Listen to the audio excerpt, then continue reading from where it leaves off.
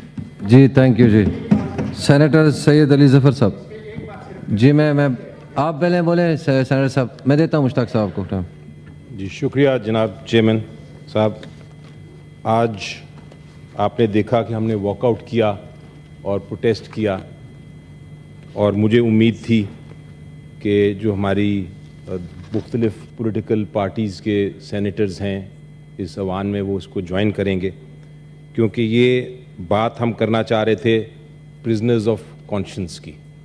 یہ سیاسی جو انتقام لیا جا رہا ہے, 9 مہینے ہو گئے ہیں ہماری 4 پی ٹی آئی کی جو اراکین ممبرز ہیں ان کو کسی قسم کی جسٹس کے بغیر, کسی قسم کی ٹرائل کے بغیر ان کو جیلوں میں رکھا گیا ہے. وہ ایک کیس سے نکلتے ہیں باہر تو ان کو دوسرے کیس میں, جیل سے ابھی دروازے سے باہر نہیں نکلتے تو ان کو اریسٹ کر لیا جاتا ہے, اور یہ سیکوینس چل رہا ہے. عدالتیں جو ہیں وہ ناکام ہیں ان کو باہر نکالنے میں.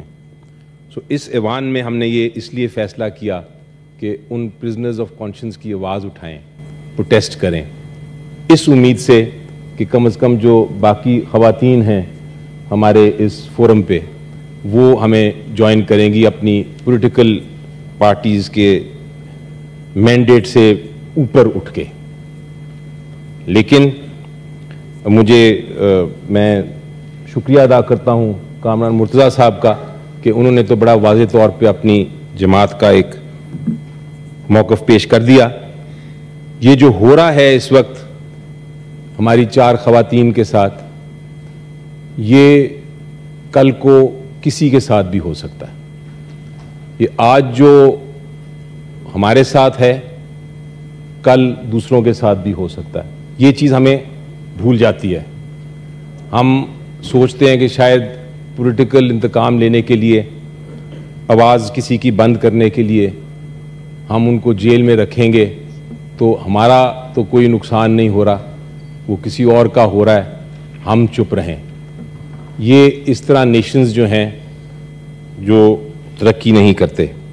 میری نظر میں آج یہ جو ٹوکن واک آؤٹ کیا ہے یہ ایک جمہوریت کا حصہ ہے. ہم نے یہ پیغام دیا ہے اور ہم یہ امید رکھتے ہیں, پھر سے امید رکھتے ہیں کہ اس جو پروٹیسٹ ہے اس میں باقی سب لوگ بھی شرکت کریں گے. میں اس کے ساتھ ایک اور چیز بھی کہنا چاہتا تھا جس کا مجھے بڑا افسوس ہوا. آج میں نے دیکھا کچھ دن سے میڈیا پہ باتیں ہو رہی ہیں, پولیٹیکل جو ہمارا جناب چیئرمین صاحب ایک جمہوریت کا نظام ہے وہ اس آئین پہ بیسڈ ہے, اور وہ آئین جو ہے وہ بڑا واضح طور پہ کہتا ہے کہ جو ریزرو سیٹس ہیں, women seats and minority seats, وہ ان کو ملیں گی جو پولیٹیکل پارٹی جتنے ان کے کینڈیڈیٹس الیکٹ ہو کے آئیں گے, پروپورشنیٹلی اس کا ملے گا. اگر ایک کے پی کے میں فار انسٹنس اگر 90% ایک جماعت کے یا اس سے زیادہ کینڈیڈیٹس ہیں تو اس کو 90% ریزرو سیٹس ملیں گی, کسی اور کا حق نہیں ہے. یہ آئین بڑا واضح طور پہ کہتا ہے. تو پچھلے دنوں میں میڈیا پہ جو بات ہو رہی تھی مجھے خوشی تھی کہ بہت سارے جو لیڈران تھے ہمارے اوپوننٹس کے وہ کہتے تھے کہ ہمارا ان ریزرو سیٹس پہ کوئی حق نہیں, ہم ان کا یہ تو ہمارا جتنا تھا کوٹا مل گیا, اب یہ جو women seats and reserve seats ہیں مائنورٹیز کی وہ حق ہے جو بھی کینڈیڈیٹس ہیں تو الیکشن کمیشن فیصلہ کرے. یہ الیکشن کمیشن جانتی ہے اور وہ جانتے ہیں, وہ جانے پی ٹی آئی یا سنی تحریک جس کے تحت پی ٹی آئی نے اپنے کینڈیڈیٹس کو پارک کیا ہے فی الحال. لیکن آج میں نے دیکھا کہ الیکشن کمیشن آف پاکستان کے سامنے پروسیڈنگز چلیں اور وہاں جو جماعتیں تھیں, پیپلز پارٹی بھی اور پی ایم ایل این بھی, وہ آ کے کلیم کر رہے تھے کہ یہ سیٹیں ہمیں ملنی چاہیے. یہ اتنی غیر جمہوری اور ان ڈیموکریٹک یہ سٹیپ ہے جو مجھے امید نہیں تھی ان پولیٹیکل پارٹی سے کہ یہ بھی ریز کریں گے. تو میں یہ پوائنٹ آف آرڈر اس لیے لے کے آیا ہوں کہ یہ ریکارڈ پہ آ جائے، یہ ریکارڈ پہ آ جائے کہ آرٹیکل جو کانسٹیٹیوشن کا ہے اس میں یہ ریزرو سیٹس ویمن اور مائنورٹی کی صرف اور صرف انہی کو مل سکتی ہیں جن کا تعداد according to the constitution parliament یا اسمبلی میں ہو، یہ کسی اور کی نہیں ہے۔ اگر کوئی پولیٹیکل پارٹی چوری کرنا چاہتی ہے یا کلیم کرنا چاہتی ہے ان سیٹوں پہ تو وہ بالکل غیر آئینی حرکت ہوگی and contrary to the constitution, violation of the democratic principles and against justice and norms. تو تھینک یو جناب چیئرمین، یہ میں دو چیزیں جو تھیں جی سینیٹر روبینہ خالد۔ 30 علماء اور مؤذن رکھے تھے جن کی تنخواہ پاکستان اسٹیل کے ملازمین کے فنڈز سے لے کر دی جاتی تھی، مگر 2021 سے اسٹیل ملز کے ملازمین کو جو فارغ کرنے کا سلسلہ شروع ہوا اس کی وجہ سے ملازمین کی تعداد سکڑ کر 8,600 سے کم ہو کر 3,000 تک رہ گئی۔ تو کیونکہ وہ ان کے تنخواہوں سے یہ پیسے دیے جاتے تھے تو ظاہر ہے وہ فنڈز بھی کم ہو گئے۔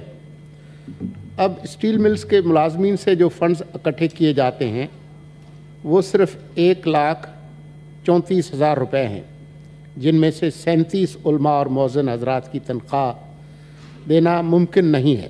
اسی وجہ سے 37 میں سے 32 علماء اور مؤذن حضرات کا جو کانٹریکٹ ہے اس کو بڑھایا نہیں جا سکا۔